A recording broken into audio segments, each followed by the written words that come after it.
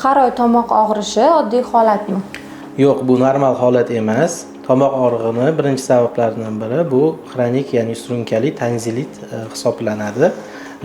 Chunki bodomsimon bezlarda yoki og'iz bo'shlig'idagi boshqa bezlarda infeksiya manbai bo'lib qolib ketib, har oy bu jarayon qaytadan boshlanishi mumkin.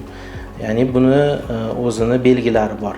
Ya'ni ertalab turganda og'iz qurib qolishi, og'izdagi noxush hid yoki qichishish, nimadir turgandek hissiyot bu belgilardan bo'lishi mumkin. Ya'ni surunkali tonzilitni belgilaridan bo'lishi mumkin.